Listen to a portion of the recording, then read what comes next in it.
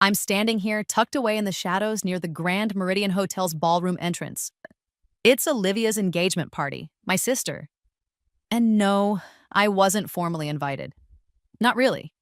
It doesn't matter that I came back, that I've spent months, actual calculated months, trying to fix things between us. The invitation never arrived. The light from the crystal chandeliers, those massive glittering things, is bouncing off everyone's faces. Faces I remember. The same ones who practically spat on me when everything went to hell in my last life. Now they're all laughing. Champagne flutes held high, like nothing ever happened. Like I never happened. My fingers are shaking just a little as they grip my clutch. It's a designer bag, expensive, meant to show I belong. But then I see her, Olivia, in that perfect ivory dress. And the emerald necklace I gave her? The one I picked out so carefully, thinking it would mean something? It's not there. Her neck is bare, except for some delicate gold chain I don't recognize. Just as I'm about to try and blend into a velvet curtain, a waiter spots me. His eyes narrow. "Invitation, madam?" he asks, his voice smooth but firm. The air is thick with the smell of truffles and some cloyingly sweet perfume, the kind that screams money. It's suffocating. I don't even try to argue with the waiter. What's the point? I just nod, turn, and walk towards the hotel bar. The click of my heels on the polished marble floor sounds too loud in the sudden quiet of my own thoughts. "Whiskey," I tell the bartender. "Neat." As he pours, I unlock my phone. My assistant, bless her efficient heart, forwarded it earlier. A screenshot. Olivia's group chat.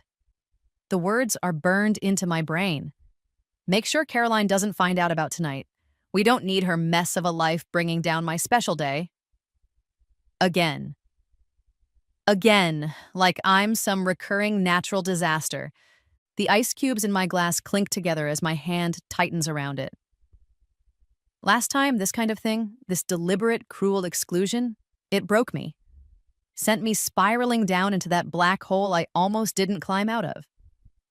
Across the bar, I see Mia, my former best friend, the one who was there for every betrayal in this life and the last. Her laugh, that bright, tinkling sound that used to make me smile, now grates on my nerves. She's showing someone her phone, probably the invitation. My non-invitation. The bartender slides a napkin towards me. "You look like you could use another, Miss Blackwood," he says, his voice kind. He has no idea that the Miss Blackwood who owns 15% of this hotel chain is standing right in front of him, about to order that second drink. I finish the whiskey in one long swallow. The burn is good. It clears my head. I dial my lawyer as I walk out of the bar, through the opulent, almost vulgar lobby. The marble feels cool, almost cold, under my heels. This isn't just about shares anymore. I've been planning this for months, ever since I really knew, that nothing had changed with them. Complete ownership, that's the goal. The Grand Meridian Hotel, mine. "Robert," I say when he answers, my voice even, calm. "It's Caroline. Yes, I'm sure. Finalize the offer, now." Then, I call my assistant. "Sarah, execute plan lockout." The words feel heavy, solid, like the weight of my reborn identity finally settling into my bones. I'm not that desperate, approval-seeking girl anymore. They killed her. In this very hotel, no less. Memories flash, unbidden. Olivia's first engagement party. The humiliation, the looks, the whispers. The pills I swallowed later that night in a suite upstairs, the darkness. And then, waking up, 10 years earlier. With every single memory, every mistake, every betrayal, crystal clear. I pause at the foot of the grand staircase, the one that sweeps up to the more expensive suites. My reflection stares back at me from a huge, gilt-edged mirror. I look the same. Same face, same hair. But my eyes, they're different. There's a calmness there, a chilling sort of vengeance that wasn't there before. If they could see it, really see it, it would terrify them. They have no idea what's coming. They have no idea who I am now. Back in my penthouse, the city lights twinkling through the floor-to-ceiling windows like scattered diamonds, I feel a sense of calm I haven't felt in in 2 lifetimes. I open the dossiers.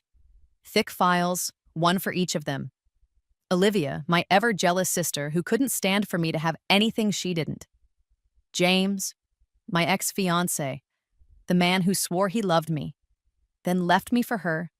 For Olivia, the moment things got tough. Mia, my childhood best friend who spread the rumors, twisted the truth, and watched me burn with a smile. And my father, the man who chose to believe them all, his own daughter thrown to the wolves without a second thought. I pour myself a glass of wine, a rare vintage, the same one they served at my funeral, the funeral they barely bothered to attend. The irony isn't lost on me. My phone pings, a simple message. Offer accepted. Congratulations, Miss Blackwood. The board couldn't refuse. Triple market value, an offer designed to be irresistible. The Grand Meridian is mine. I open my laptop, a new email to the current hotel manager. Short, to the point. Effective immediately, cancel all events scheduled for the next month, all of them. Refunds are unnecessary. I'll handle the fallout personally. I hit send. The first move is made. Let the games begin. The next morning, Olivia doesn't just walk into my office, she storms in. The sunlight streaming through the panoramic windows catches the tear tracks on her flushed face. Good. Let her cry. What the hell, Caroline? She demands, her voice shrill. My engagement party. Canceled. Just like that. Do you have any idea how humiliating this is? I lean back in my leather chair, keeping my expression neutral. Business decision, Olivia, I say, my voice cool. I notice she's wearing the emerald necklace today, the one she couldn't be bothered with last night. Now it's strategically visible, nestled just below the collar of her silk scarf. How predictable. The air in my office smells of fresh lilies, her favorite. I used to bring them to her every week back in my first life. A pathetic attempt to buy her affection, her approval, all while she was systematically dismantling my life piece by piece. She paces back and forth in front of my desk, her expensive heels clicking impatiently on the polished oak floor. Her legs are trembling. My special night, Caroline, ruined. All those people, my caterers, the florist. She recounts every inconvenience, every perceived slight to her perfect plans. Not once does she ask how I am. Not once does she even mention the fact that I wasn't on her precious guest list. Her phone chimes, a message. I catch a glimpse of the screen before she snatches it away. James, of course, the man who once whispered promises of forever in my ear, then tossed them aside the moment Olivia batted her eyelashes and spun her web of lies about my instability. Some things, it seems, never change. Mia doesn't have the guts to show up in person. She calls. Her voice is syrupy sweet, dripping with false concern. Caroline, darling, I just heard about Olivia's party. How awful. What on earth happened? She's fishing, of course, looking for information, ammunition, something she can twist and use later. I hold the phone a few inches from my ear, idly examining my perfectly manicured nails. She rambles on, her voice a low hum in the background. I remember, with a chilling clarity, finding my private therapy journals, the ones Mia leaked to our entire social circle. Just worried about you, sweetie, she'd said, her eyes wide with feigned innocence. Worried I'd expose her own miserable little secrets, more like. The soft ticking of my designer watch on the desk seems to punctuate her nervous chatter. It's a Patek Philippe, a reminder of how far I've come. She needs me now, whether she realizes the full extent of it or not. Her little fashion boutique, the one she's so proud of, the lease is up for renewal next month. And the building it's in? I bought it, quietly, last month. How strange we haven't caught up properly, Mia, I interrupt, my voice smooth as silk. Especially since you've been to every event I've somehow missed being invited to. The line goes silent. All I can hear is her shallow, caught-out breathing. Checkmate. James.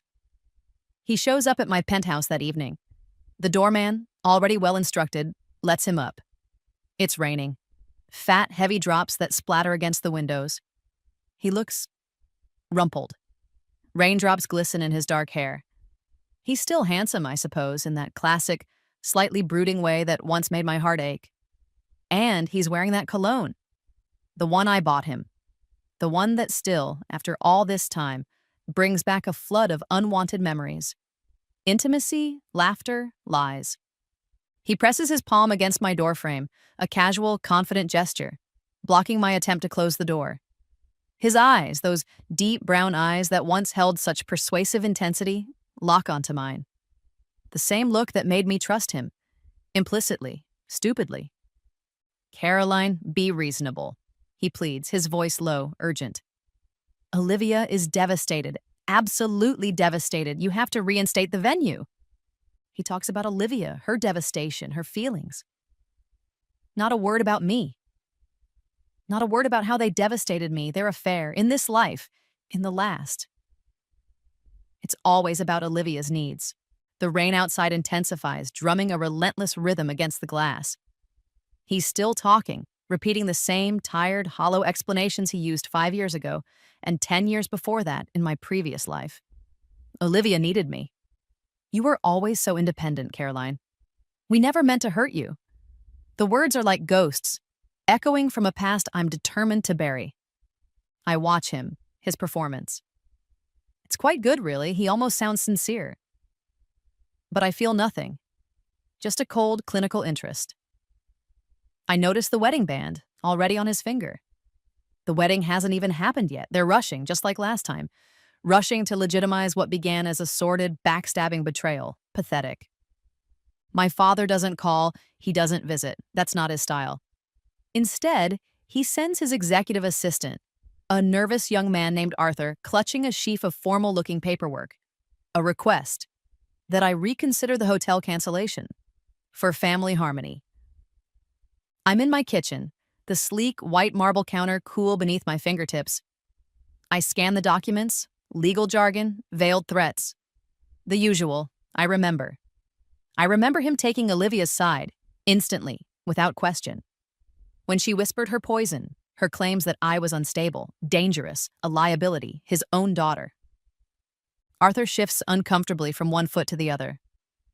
"Mr. Blackwood is concerned, Miss Blackwood, about appearances, with so many of his business associates invited to the celebration.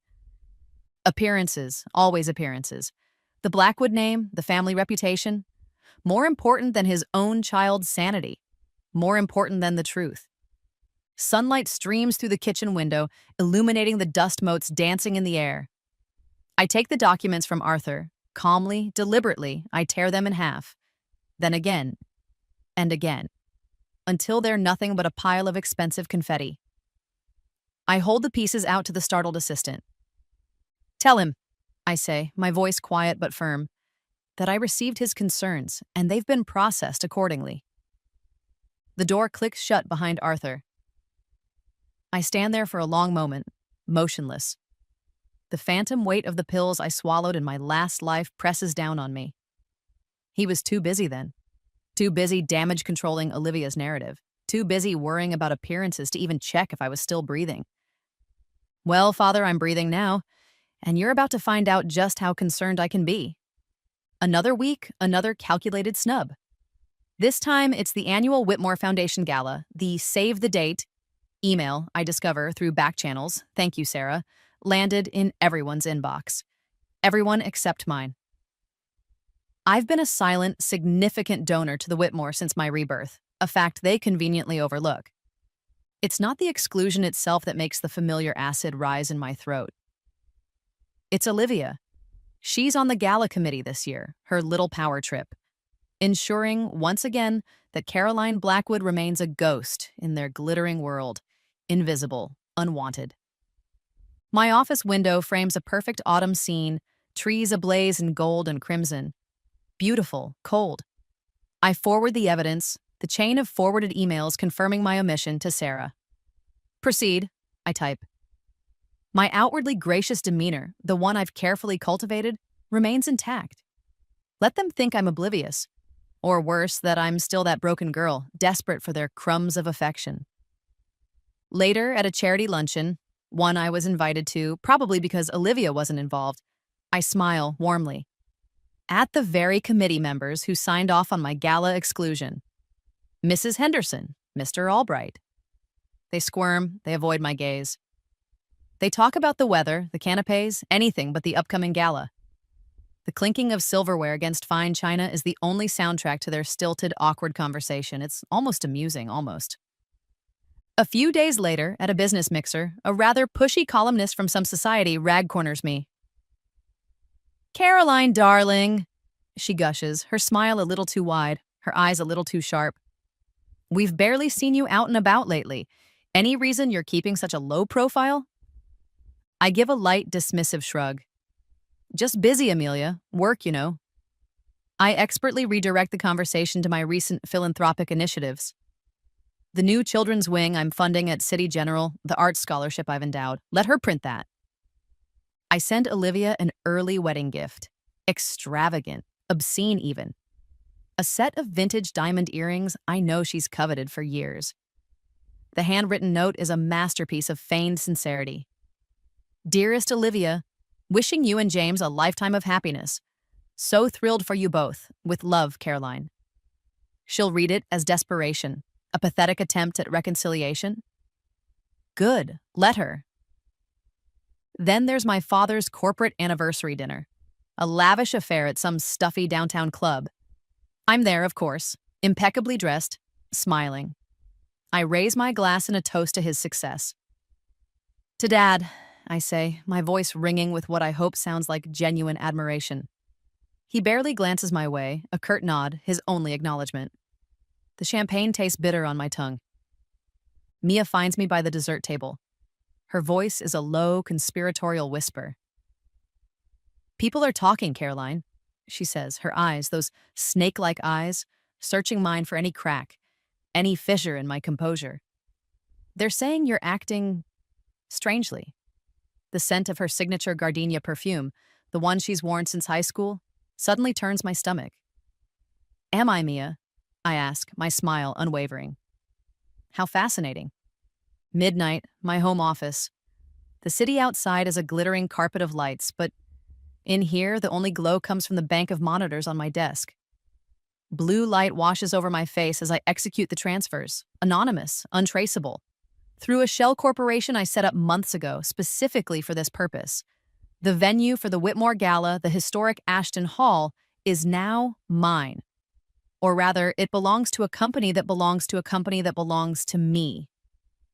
Next, I draft an email to the Whitmore Foundation Board. Anonymous, of course, attaching the meticulously compiled documentation.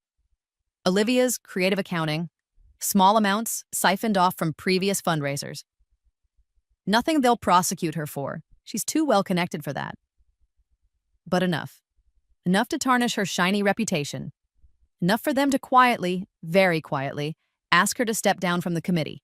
Effective immediately, 3 decisive keystrokes. Done. The purchase of James's struggling architectural firm's debt is complete. I am now his unknown, unseen creditor. I hold the power to call in his loans. At my discretion. Whenever I choose, he'll never see it coming. Sarah calls. "Confirmation, Miss Blackwood.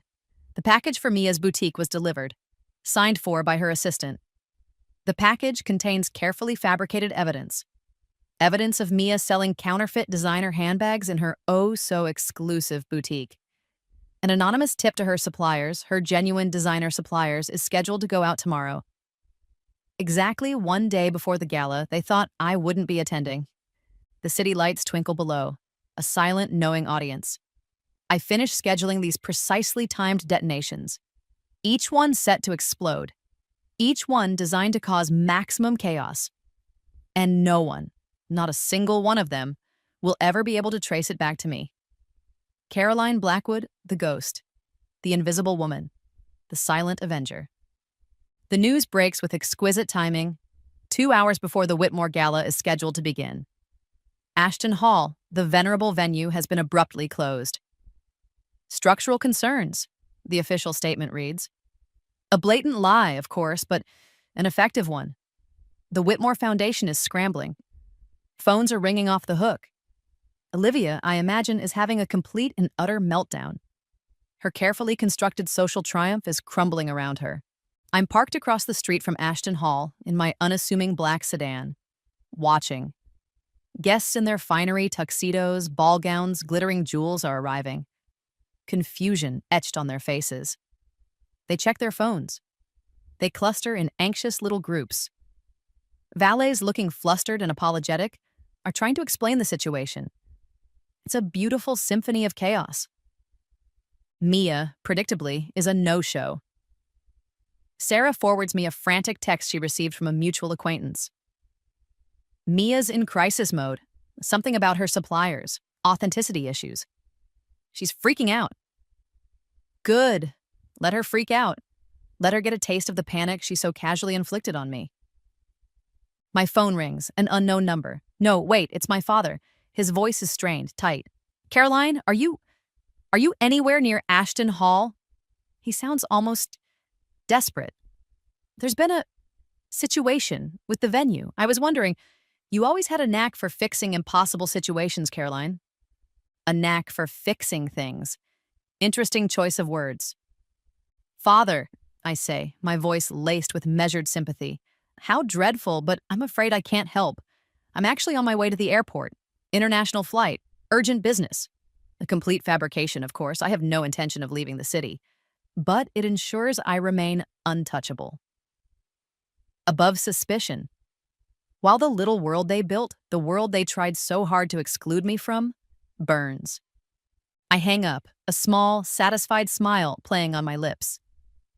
The first cycle is complete, and it's only the beginning. The invitation arrives on thick, creamy cardstock, embossed gold leaf edges. Olivia's wedding shower. It trembles in my hand, not from hurt this time, but from a cold, sharp thrill of anticipation. The morning light streaming through my office windows catches the gilded script. Of course, the actual wedding invitation itself is still conspicuously absent. Another calculated slight. Another reminder of my designated place on the periphery of her perfect life. They really aren't very original, are they? Later that day, a stroke of beautifully ironic luck. I'm at our family lawyer's office signing some routine paperwork for one of my legitimate businesses. As I'm leaving, I pass the ladies' room, and I hear them, Olivia and Mia, giggling like schoolgirls sharing a juicy secret. And we'll put Caroline at their jacked table for the rehearsal dinner, Olivia is saying, her voice dripping with malicious glee. With great Aunt Mildred and those weird cousins from out of state. It'll be hilarious. Mia chimes in, her laughter equally venomous. Perfect! She'll probably try to make a scene. You know how dramatic she can be. I freeze, my hand on the cool marble of the sink counter just outside the door. The familiar hollow ache in my chest, the one that once drove me to the brink of self-destruction, is still there. But now it's different. It's not a void of despair anymore. It's a wellspring of cold, methodical fury. It fuels me. I don't let them know I heard. I just turn silently and walk away. They are completely unaware that I've already RSVP'd regrets to the shower. Their little seating chart humiliations will have to wait, or perhaps never happen at all. I send Olivia another gift. For the shower, I'm not attending. Something even more expensive this time. A ludicrously priced set of antique lace linens. The note is a masterpiece of insincere regret. So terribly sorry to miss your special day, Olivia. Urgent business calls me away. Thinking of you and sending all my love. Caroline. Let her think I'm still trying, still desperate for her approval. It makes what's coming so much sweeter. A few days later, there's a family dinner.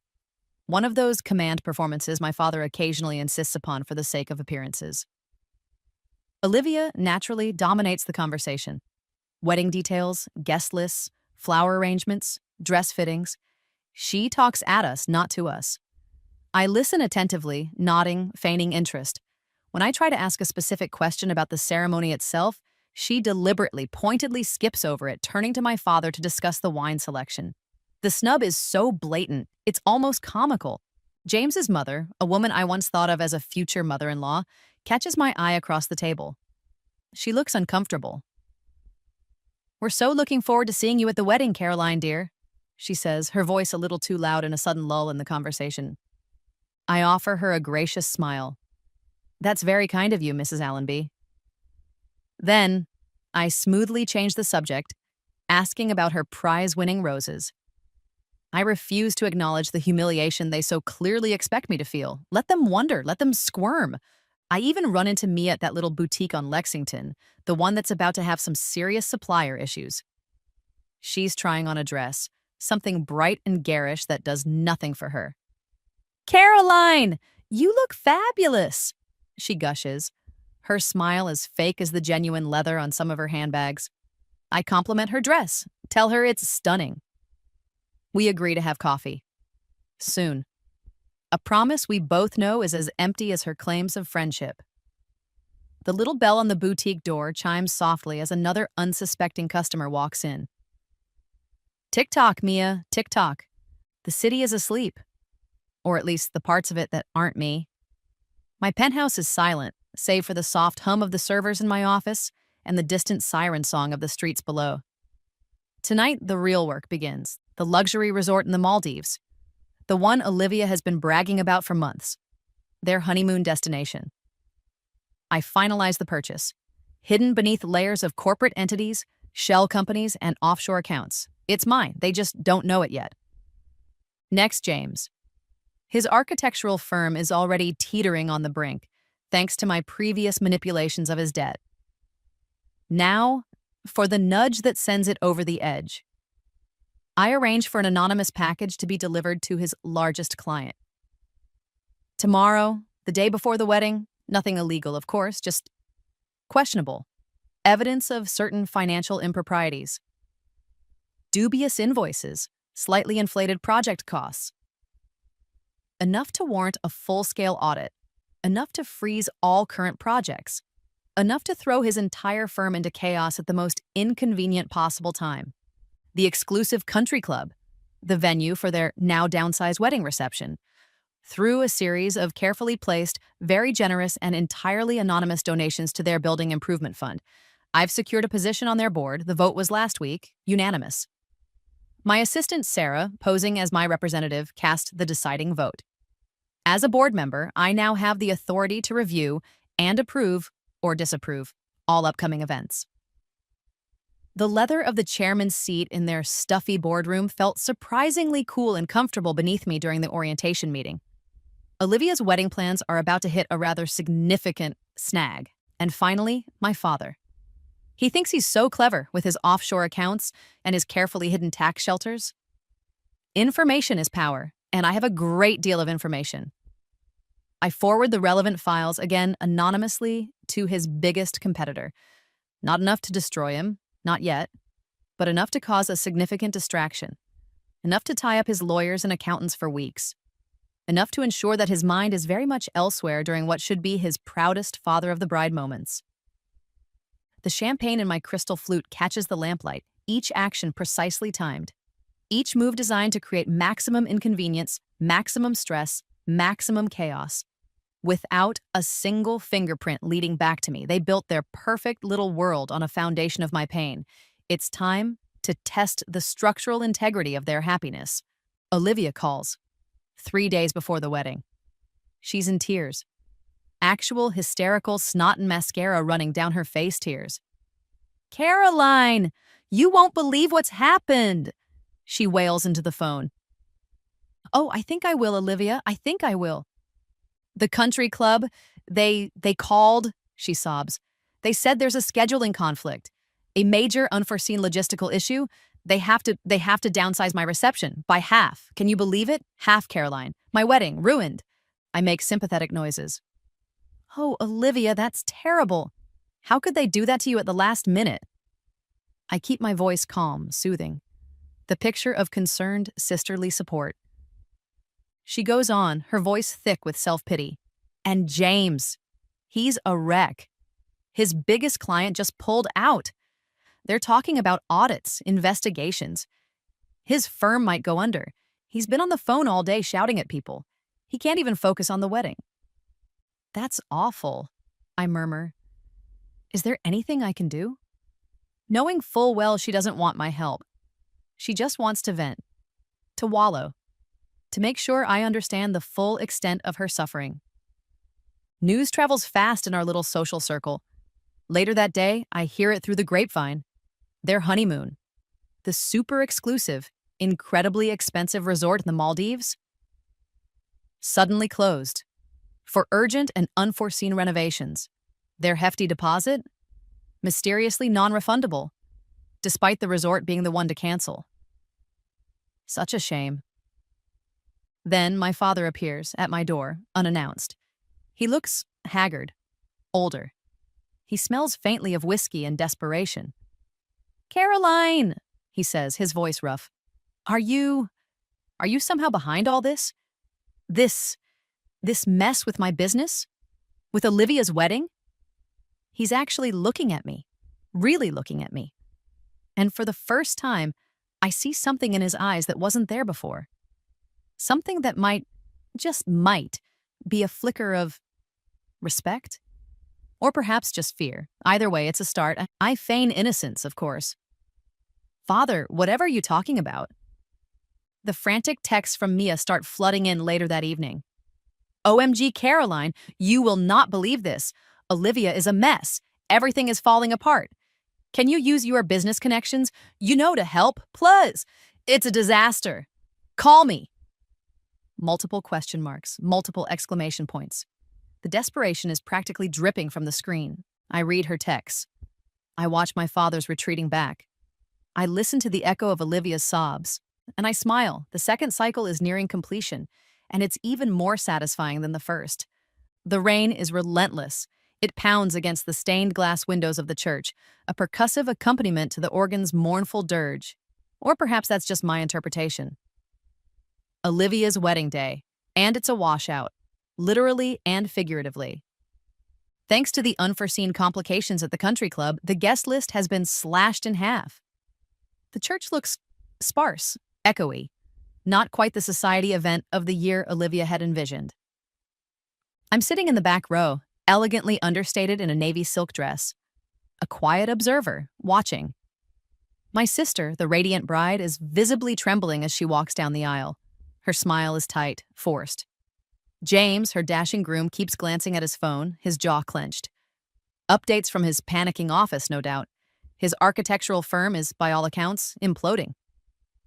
The reception, hastily relocated to our father's cavernous, impersonal house, is even more depressing. It feels tense, thrown together.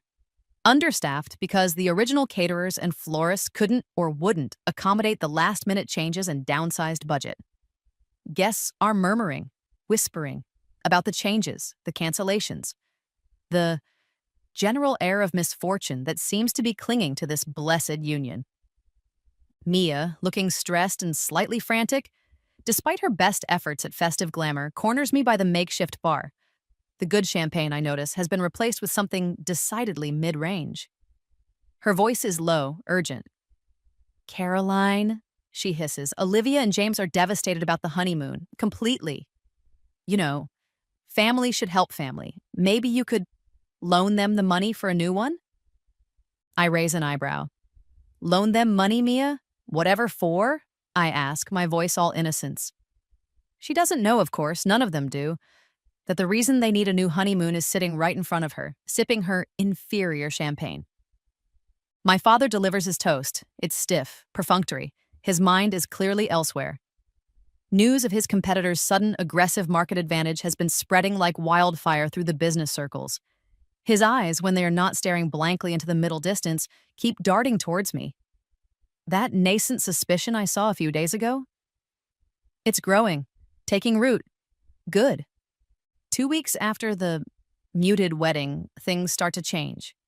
Subtly at first, then with increasing, bewildering speed. A mysterious business entity, let's call them Phoenix Capital, makes an unexpected offer to James's struggling firm.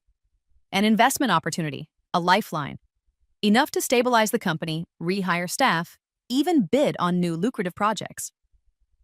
James is stunned, relieved, and utterly clueless as to his savior's identity. Olivia receives an official-looking notification.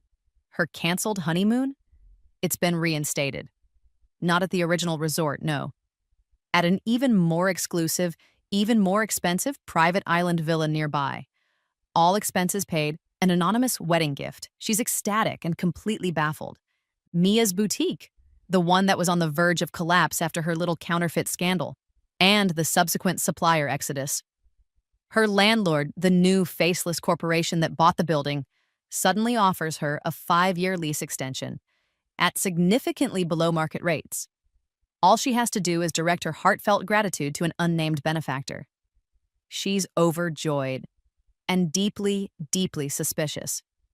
And my father, his main competitor, the one who was poised to eat his company alive? They inexplicably back off, reach an unusually favorable agreement, a truce. He's confused, relieved. He even mentions it at Sunday dinner, a rare moment of familial sharing. Can't for the life of me figure it out, he muses, shaking his head. Almost seems like divine intervention. Then they all receive them. Separately, elegant black envelopes, thick cardstock, silver calligraphy, invitations. To an exclusive invitation-only gala at the Grand Meridian Hotel. The property they know was recently sold. The property they know has been undergoing extensive, top-secret renovations. But they don't yet know by whom. The invitations are from Phoenix Enterprises. I stand in the center of the renovated Grand Meridian Ballroom. It's breathtaking, unrecognizable. Millions of dollars meticulously spent. New crystal chandeliers, even bigger, even more dazzling than the old ones, are being hung by a small army of workmen. Rare, exotic flowers, flown in from God knows where, are being arranged into towering, fragrant sculptures. Champagne towers, already constructed, gleam under the newly installed spotlights. The air smells of fresh paint, expensive polish, and the intoxicating aroma of victory. My assistant, Sarah, calm and efficient as ever, reviews the final guest list with me. It's a carefully curated collection. Everyone who matters in our world, business titans, society mavens, old money, new money, and, of course, the special guests of honor. Olivia, James, Mia, my father. Each seat assignment has been strategically planned, calculated for maximum impact. The hotel manager, a nervous man named Mr. Henderson, who is still visibly adjusting to my rather hands-on ownership style, presents the evening's timeline for my approval. He keeps calling me Miss Blackwood, with a mixture of terror and awe. It's quite amusing. I run my fingers over the special place cards. Olivia, James, Mia, father. Printed on the same elegant black cardstock as the invitations. Marked with a small, embossed logo. A stylized phoenix rising from flames. The symbol I've adopted since my rebirth. Their table, of course, is the most prominent one in the room. Front and center. Where everyone can see them. Where they can see everything.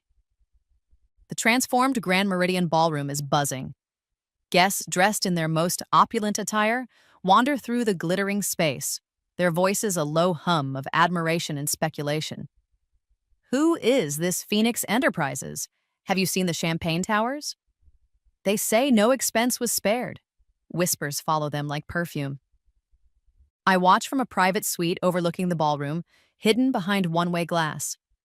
A flute of vintage champagne. The good stuff, this time.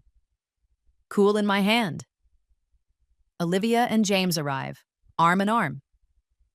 Olivia is wearing a new dress, something expensive and glittering. Trying too hard. Their expressions shift. From curiosity to excitement, to a dawning, unmistakable unease, as the maitre d' leads them to their assigned table, the one with the Phoenix place cards. Mia circulates nervously. Her recent good fortune, the saved boutique, the renewed lease, has given her a thin veneer of confidence, but her eyes dart around the room with a hunted look. She's suspicious. She knows something is off. Her laughter when she greets influential attendees is a little too bright, a little too brittle. My father stands apart from the crowd, near the bar, observing. His decades of business dealings, his ruthless negotiations, have honed his observational skills. He's not looking at the chandeliers or the flowers or the other guests. He's looking at the details, the Phoenix logos subtly incorporated into the decor. On the cocktail napkins, the ice sculptures, the lapel pins of the impeccably dressed staff. His eyes narrow, he's putting the pieces together. Slowly, but surely. The lights in the ballroom dim. A hush falls over the crowd. Spotlights converge on the grand staircase. The one I stood before, a lifetime ago, feeling broken and invisible. Tonight, I will descend that staircase, and I will be anything but invisible. The air crackles with anticipation. They're all waiting for the mysterious host, the enigmatic benefactor, the new power player in their midst, to be revealed. They have no idea. I take a deep breath, and then I step out onto the landing. I descend the grand staircase. Slowly, deliberately, each step measured. My gown is the exact shade of blood, a stark, dramatic contrast to the glittering gold and crystal of the ballroom. The room falls silent, utterly silent. I can feel hundreds of eyes on me, and then a ripple, a murmur, recognition dawning on face after face. Caroline Blackwood, the girl they dismissed, the woman they tried to destroy, standing before them, transformed, commanding absolute, unwavering attention. A microphone is discreetly handed to me at the foot of the stairs. My voice, amplified, carries to every corner of the vast room, calm, clear, resolute. "Good evening," I say, my eyes sweeping across the stunned faces. "And welcome to my hotel." I let that sink in. I watch the color drain from 4 specific faces: Olivia, James, Mia, my father. Their expressions are a mixture of shock, disbelief, and a dawning, horrified comprehension. "I trust you all received your invitations from Phoenix Enterprises," I continue, a small, knowing smile playing on my lips. "Allow me to formally introduce myself. I am Phoenix Enterprises." A collective gasp ripples through the room. "It's been a busy few months," I say, my gaze locking onto Olivia and James. Champagne sloshes from Olivia's glass, staining her expensive designer dress. Her hand is trembling. Acquiring the Grand Meridian was just the beginning. I also found myself with a majority stake in a certain architectural firm. James goes pale. And the charming little country club where some of you recently celebrated a rather downsized wedding. And, of course, that lovely resort in the Maldives where you weren't quite able to honeymoon. I turn my attention to my father. His posture is rigid, his face a mask of disbelief.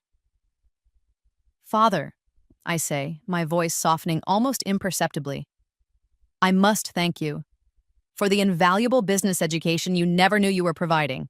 Your techniques were most instructive when it came to anonymously purchasing certain competitive leverages." His jaw tightens. He understands. Oh, he understands perfectly. And finally, Mia. Her false smile is frozen on her face. Her eyes are wide with a mixture of fear and dawning realization. "And Mia, darling," I say, my voice dripping with false sweetness. "So glad you could make it. Phoenix Enterprises is launching a new authentication program for luxury retailers. A very rigorous one. Your little boutique will, of course, be undergoing particular scrutiny. Given certain concerning reports about product origins." The silence in the ballroom is absolute, deafening. I raise my champagne flute. "So, please," I say, my smile widening, "enjoy the evening. Enjoy my hospitality. After all, you've all earned it." The power shift is complete, and it is exquisite. Later, after the initial shockwaves of my announcements have somewhat subsided, after the forced congratulations and whispered speculations have reached a fever pitch, Olivia finds me. She corners me on the hotel's moonlit terrace, away from the lingering party guests. The city lights spread out below us like a carpet of fallen stars, a breathtaking backdrop for her impending melodrama. Tears are streaming down her face, smearing her carefully applied mascara into black rivulets. Her designer dress, already stained with champagne, now looks rumpled and pathetic. She grips my wrist, her fingers trembling, surprisingly strong. "Caroline!" she chokes out, her voice thick with emotion or a very good imitation of it. I never meant to hurt you. You have to believe me." The words are so familiar. I've heard them before, in my previous life. Usually right before another betrayal, another knife twisted in my back. She oscillates between apologies and justifications, a torrent of words pouring out of her. She felt overshadowed. She was jealous of my successes, my effortless grace, her words, not mine, and laughable given the circumstances. She thought I was stronger than her, that I could handle anything. that my pain didn't count as much as hers. Her voice catches, a theatrical sob escaping her lips. Remember when we were little, Caroline? Sharing secrets? Sharing clothes? We could be those sisters again. I know we could. If you would just let the past go. I look at her. Really look at her. The desperate hope in her eyes, the calculated vulnerability, the practiced tears. And I remember. I remember her identical performance in my previous life, the one that lulled me into a false sense of security, the one that preceded my most complete and utter isolation. This time, I don't fall for it. No, I reply. My voice is soft, almost gentle, but unwavering, as firm and unyielding as the cool marble beneath our feet. I gently, deliberately remove her hand from my wrist. Her fingers fall away, limp and defeated. I turn away from her heaving shoulders, from the manufactured despair in her eyes.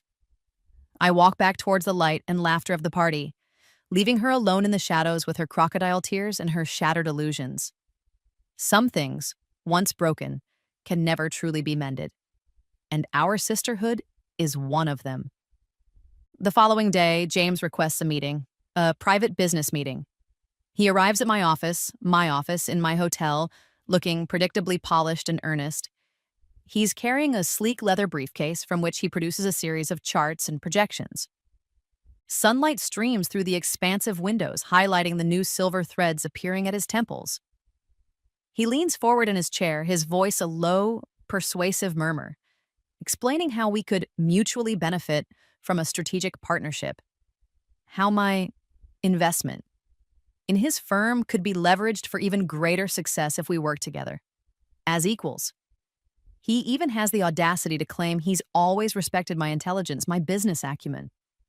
I made a terrible mistake, Caroline, he confesses, his eyes filled with practiced vulnerability. That same look he used to reel me in all those years ago. Choosing Olivia, it was a mistake. His cologne, that same familiar scent that once made my heart ache, now just makes me feel tired. Our connection, he continues, his voice dropping to an intimate whisper. It was always the stronger one. You know that, don't you? His hand, tanned and manicured, reaches across the polished expanse of my mahogany desk. Reaches for mine. I withdraw my hand smoothly, using it to pick up my crystal water glass. The ice clinks softly against the rim in the sudden charged silence. No, thank you, James, I say, my voice cool, professional. I prefer our current arrangement. The carefully constructed composure in his handsome face cracks. Just for a moment, but I see it. Genuine shock. Disbelief. He's never been refused before. Not when he deploys his full charm offensive. Not by a woman he thought he still had some hold over. He recovers quickly, of course, but the damage is done. He knows now. He knows he has no power here, no leverage, no second chances. The game is over, and he lost. Mia doesn't bother with an appointment. She just shows up, uninvited, at my penthouse. The doorman, flustered but unable to stop her determined advance, calls up to warn me, but it's too late. She's already at my door, a vision of tear-stained desperation. The moment I open it, she collapses, literally collapses, into a heap of racking sobs in my pristine white marble foyer. Caroline! Oh, Caroline! I've been such a terrible friend, she wails, clutching at my ankles like a supplicant. But I was only insecure, so insecure around you. You had everything. You were everything, and I was nothing. Rain streaks down the floor-to-ceiling windows, mirroring the mascara tracks on her face. She kneels there, a pathetic, sodden mess, clinging to my hands, which I make no effort to withdraw. Let her grovel. She recounts moments from our 30-year friendship, childhood sleepovers, teenage heartbreaks, shared triumphs, and silly secrets, presenting them as evidence. Proof that our history, our bond, should outweigh her more recent, more spectacular betrayals. The scent of her signature gardenia perfume, now mixed with the cloying aroma of cheap hairspray and desperation, fills the air. My housekeeper, bless her stoic heart, silently appears with a tray, offering tea and tissues, her face a mask of polite neutrality. Mia babbles on, promising to make amends, to be the friend she should have been. She'll publicly acknowledge her wrongdoing. She'll defend me against any lingering rumors. Rumors she started, of course. She'll stand by me, the way you always stood by me, she cries, conveniently forgetting all the times she was conspicuously absent during my own divorces, my own career failures, my own darkest hours. I let her cry herself out. Then I help her to her feet, gently. I hand her a tissue. I look her directly in the eye, my expression calm, unreadable. No, Mia, I say, my voice perfectly composed, devoid of any discernible emotion. I don't think that will be necessary. The realization dawns in her tear-filled eyes. The slow, agonizing understanding that some bridges, once burned, can never be rebuilt. That some betrayals cut too deep to ever truly forgive. Or forget. She leaves as she arrived, a broken, sobbing mess. But this time, her tears are for herself, for the friendship she destroyed, for the consequences she can no longer escape. My father, true to form, doesn't stoop to tears or emotional appeals. He requests my presence for dinner, at his club, his territory, a power play, subtle but unmistakable. The dining room is hushed, exclusive. Crystal glasses and sterling silver tableware glint under the subtle, expensive lighting. Between courses of meticulously prepared, ridiculously overpriced food, he finally broaches the subject. Not with an apology, of course, that would be too much to expect. Instead, he acknowledges, with a grudging sort of respect, that I've become quite the businesswoman. He even offers what he clearly considers to be a compliment, that I remind him of himself.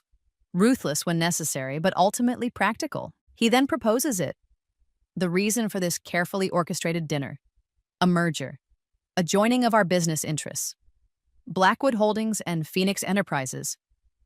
United. Invincible. We could put aside familial disappointments. For mutual benefit, he suggests, his voice smooth, reasonable. Never actually saying the words, never actually admitting he was wrong. Never apologizing for believing the worst of me, for abandoning me when I needed him most.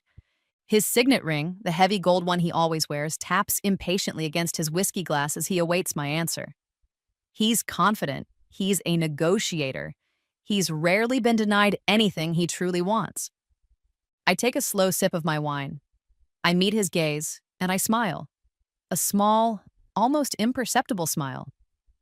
No, father, I reply, my voice quiet but firm. I place my napkin on the table and stand to leave. I don't think so. He looks stunned, genuinely stunned. This was not the outcome he anticipated. I learned a valuable lesson from watching you operate all these years, I add, pausing at the edge of the table. Family and business should remain separate, especially when the family bonds were illusory to begin with. I walk away, leaving him sitting there alone at his power table, amidst the clinking crystal and the hushed whispers of the other diners. The taste of victory this time is even sweeter than the expensive dessert I didn't bother to order 1 year later. I'm walking barefoot along a private beach. The sand is warm, fine, yielding softly beneath my feet. The sun is setting, painting the sky in fiery shades of orange, pink, and purple. My island property, a sprawling, secluded villa nestled amidst lush tropical greenery, stretches out behind me. I bought it not for status, not to impress anyone, but for the perfect, untainted solitude it offers. A gentle tropical breeze, carrying the sweet scent of plumeria and the clean, sharp tang of salt, rustles the palm fronds overhead. I breathe deeply, filling my lungs with the clean air, a stark contrast to the suffocating social obligations and toxic atmospheres that once defined my existence, in both lives. My phone rests on the bedside table in my beach house, silenced. No desperate calls from family members needing financial rescue, no manipulative messages attempting to reignite connections I've long since severed. No demands on my time, my energy, my resources, just peace. The horizon burns brighter for a moment, then softens as the sun finally dips below the shimmering turquoise ocean. It's a daily spectacle, this glorious, silent farewell. One I never tire of watching, now that I've finally learned the profound difference between loneliness and peaceful solitude. I sink into a cushioned lounge chair on the sand, a cool drink sweating beside me. My notebook lies open on my lap, its crisp, fresh pages waiting. I'm drafting plans. For a foundation. One that will support those rebuilding their lives after betrayal. After devastation, my experience, my pain, transformed. Into purpose. Into hope for others. My office, back in the city, is a sleek, minimalist space, high in a glittering skyscraper. It overlooks the sprawling metropolis where I once felt so small, so invisible.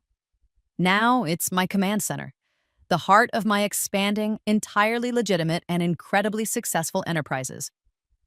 The quarterly reports for the Grand Meridian Hotel are, as usual, glowing.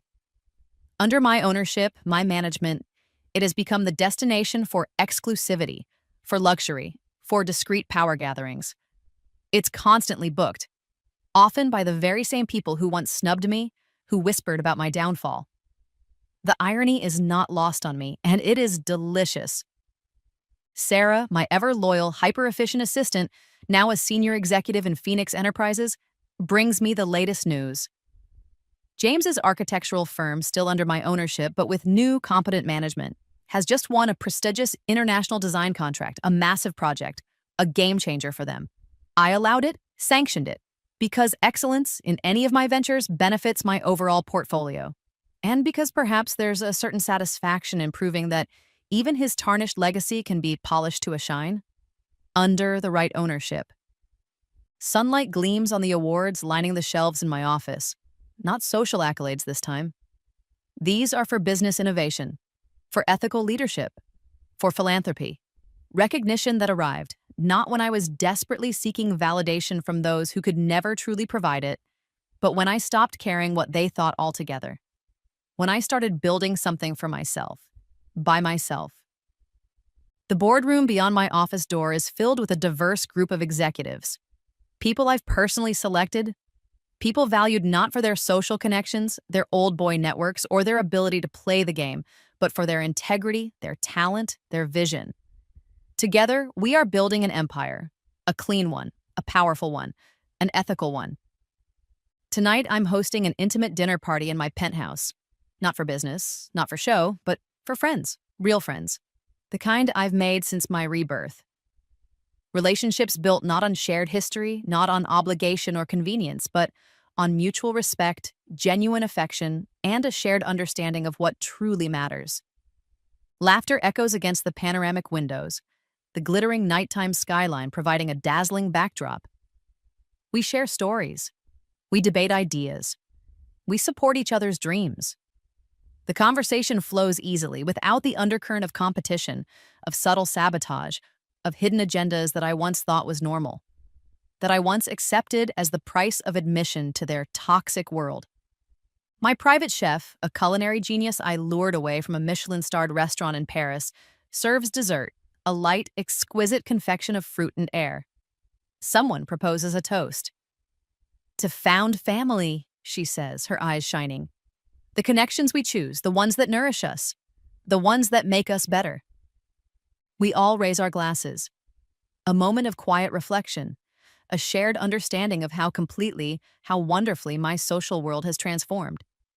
After my guests depart, I linger on my terrace with a final glass of wine. The city lights twinkle below, a silent, knowing audience.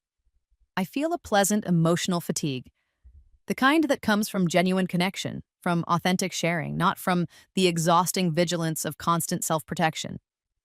My phone, which I've allowed back into my presence now that the party is over, shows a notification, a message, from the young woman I've been mentoring, guiding her through her own reinvention after a devastating betrayal. She's thriving. She's found her strength. Her gratitude, her success, is a quiet, powerful reminder that my painful past, my hard-won wisdom, now serves a purpose beyond myself. It's the anniversary of my rebirth. The day I woke up, gasping, in a hospital bed, 10 years in my past, with a second chance I never asked for but was determined not to waste.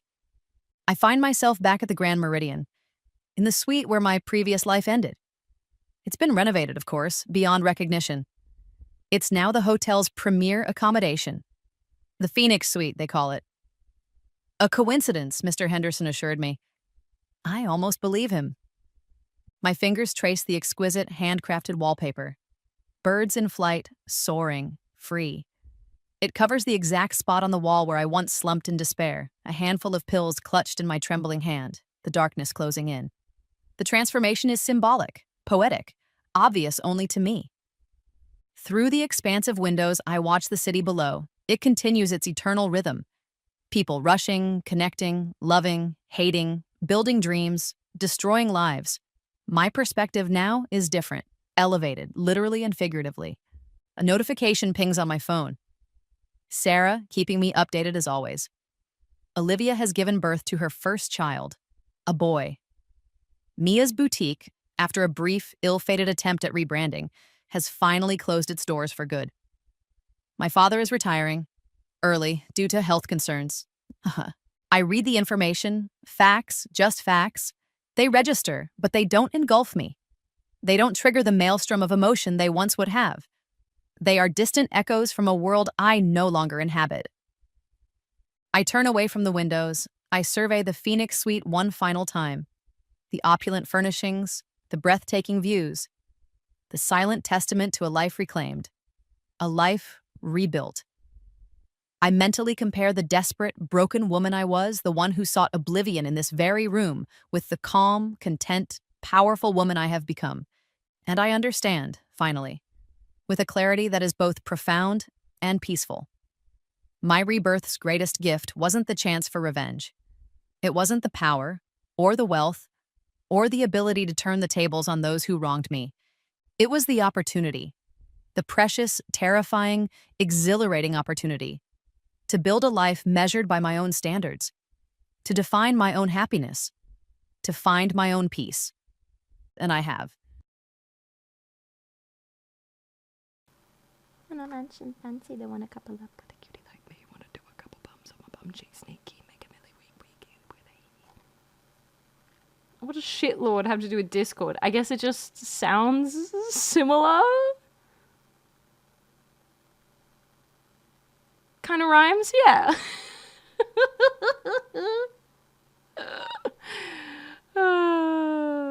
Except that one just doesn't go anywhere. Skirt. I hear it. No, wait. No, I hear it. Oh, God. So, Sprout. I fucking love... This is Big Sis, is the name of this artist. It's a brother-sister duo, and they are absolute shit stirrers, shitheads. They're so unserious, and I fucking love them. And they pretend to be British. It's their whole shtick.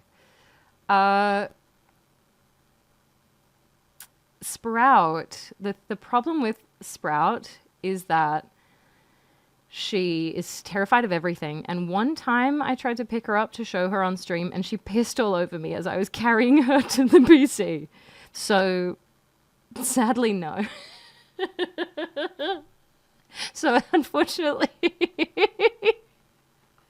Yeah, I got pee-peed all over. And therefore, I'll go grab her right now. Yeah. And the drugs are working. I took the drugs and the drugs are working. Took the drugs are working. To Sprout up, she has big time anxiety issues. Oh yeah, and therefore, piss cord. Oh, I think she probably needs anxiety meds. Frankly, go grab Sprout, Nana. Oh, God. Yeah, sad. I want to change my name so bad. What do you want to change it to, Diablo?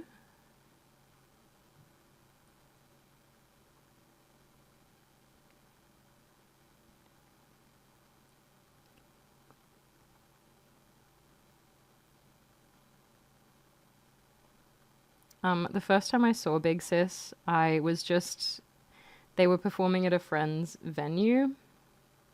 So I was like, oh yeah, I'll go along. This is a